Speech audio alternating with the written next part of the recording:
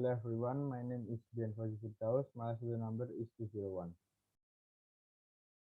And here I will start with the present about the representation of the adaptation. The literary poem about Hujan di Bulan Juni by Sapardi Djoko Darmono. And then the next slide, that is uh, Sapardi Djoko Darmono. And the beside that is the poem by Sapardi Djoko Darmono. I will read it. Ada yang lebih tabah dari hujan bulan Juni. Dirahasiakannya rintik-rindingnya. Kepada pohon berbunga itu, tak ada yang lebih bijak dari hujan bulan Juni. Dihapusnya jejak-jejak kakinya yang ragu di jalan itu. Tak ada yang lebih arif dari hujan bulan Juni. Dibiarkan yang tak terucapkan. Diserap akar pohon bunga itu.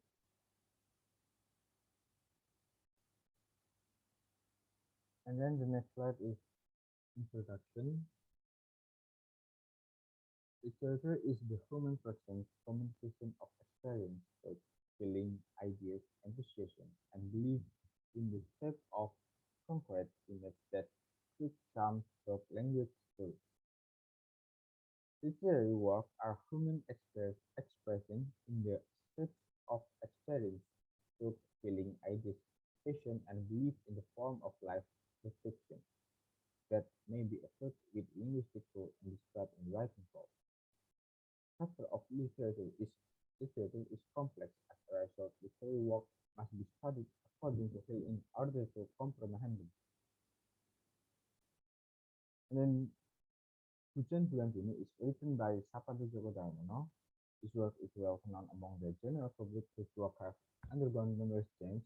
It all started in 1989 with a poem, Hujan Bulan Juni, 1994. A pocket book is a representative of numerous collections, including the Kamu Abadi in 1969, and then Pisau Mata in 1974, and then Aquarium in 1974 too, and Perahu Kertas in 1984. This poetry musical is part of Poet Foundation project that includes a number of activities. Sapardi Djoko Darmono also wrote a novel with the same title, Hujan Bulan Juni, based on Hujan Bulan Juni, his work 2015. The story was then turned in the novel and adapted into film titled Hujan Bulan Juni in 2017, directed by Hesti Saputra. Imaji and Starvision collaborate on the film's production.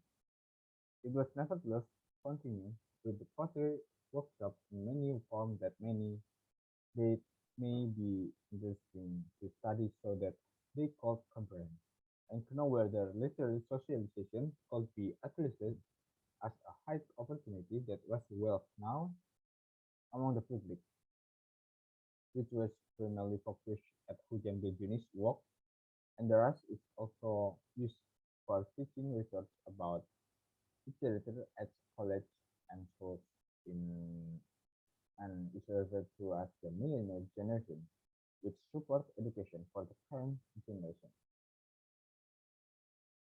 And then the next slide is issue.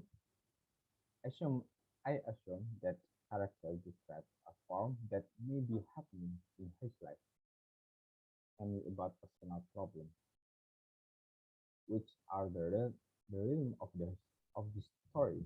Describe a very sad love story.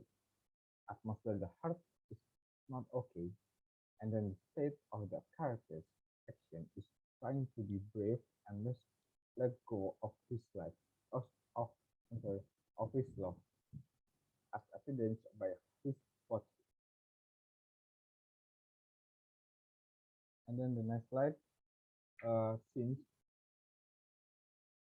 I try to understand about the scenes and what I got was that were only a few like uh, the second one ini hujan, and the second two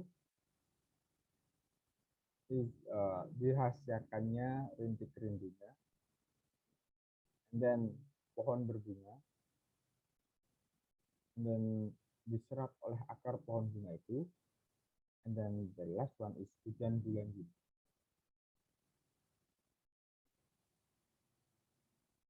Okay, and the next slide is theoretical framework.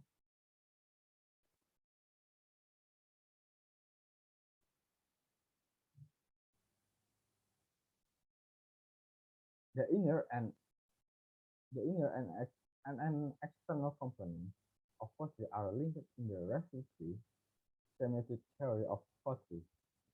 According to reflective thesis, they are two uh, form of poetry reading, heuristic reading, and hermeneutic reading.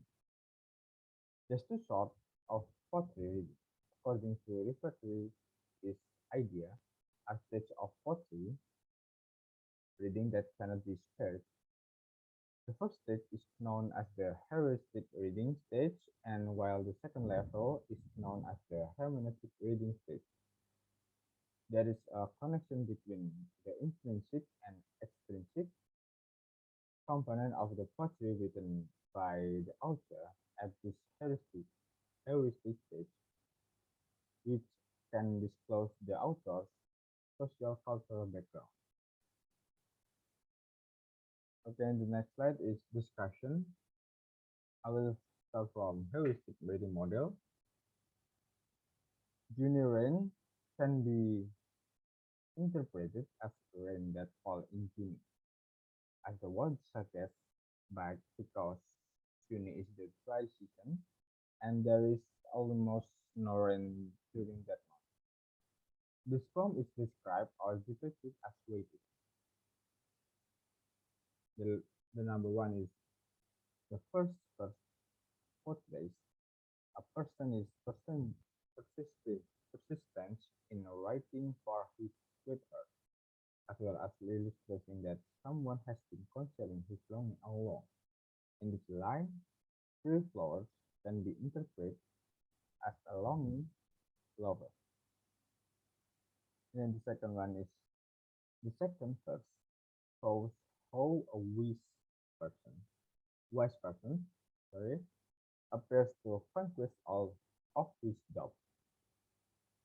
And then the last one is no one is smart than himself, according to this third verse, where he harbors and retains his longing and love for his partner alone.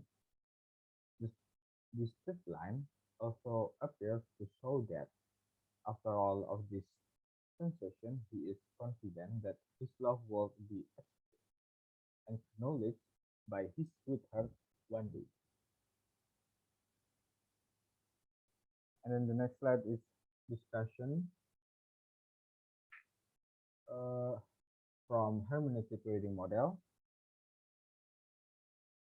Hujan di bulan Juni, it indicates that the headline above describes what it means to be raining in June.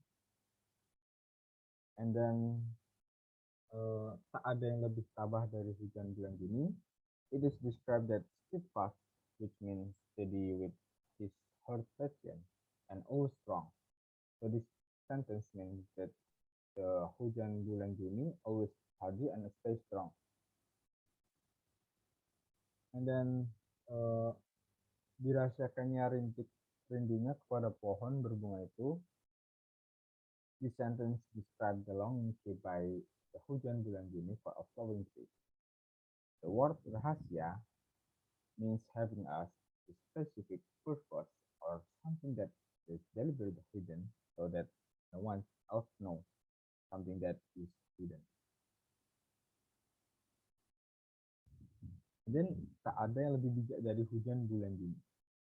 The word bijak in this sentence has the meaning of always using a reason by intelligent, or projects in the outfields, can be said that the hujan bulan Juni is wise and no one is wiser than.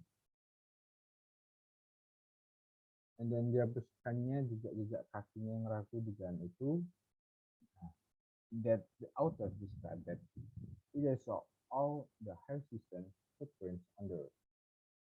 The word hapus, the word hapus in the sentence means that the hujan bulan Juni has years old.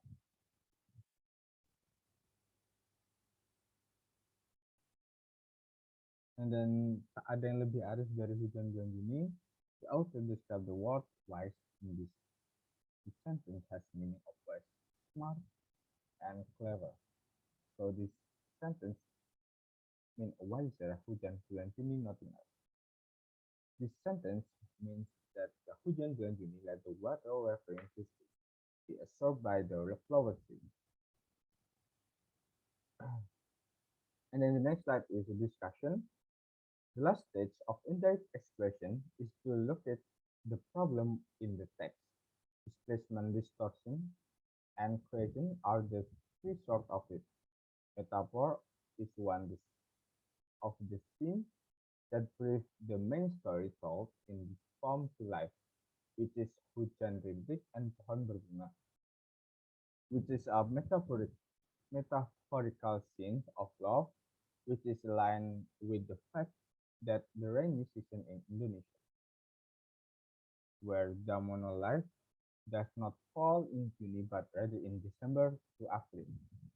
We can deduce from this that hujan or rintik love is in ideal condition. So the narrative character must Habah, Ija, and Arif with the sensation, which signifies letting go of the character love, not return the favor. Jejak-jejak kaki yang ragu di jalan itu is a sentence that depicts the character effort toward his lover, with the character depicted as a man who lacked the courage to express his love to his lover. In life, with, in line with the condition meaning from the sentence hujan bulan April, which means that it should not happen. And then when there are scenes that appears include ambiguity, contradiction, and or nonsense. Nonsense. It is designed to distort meaning. We can easily observe in this form that all of the texts contain literal terms that are full of gibberish, and have no literal meaning. Also, there is no rain on a flowering tree or step on the road. All poetic phrases have a meaning in which the character becomes the wordless love revealed. The term bloom has taken on the new meaning, and it now refers to the last form ambiguous expression. And then the term tree has a similar connotation to the word flower. And then is the conclusion that can be drawn from the result of my analysis is the problem in the poem. I think is the personal conflict of the character represented in the poem. In order to adapt that, the character tries to be firm, smart, and wise when confronted with challenge. And then the meaning structure of the words in the poem are examined using a semiotic textualism method. This can be deduced from the scene found in the poem. Also, there are two steps to understanding the meaning of this work: heuristic reading and hermeneutic reading. And here the reference. Next slide. Thank you.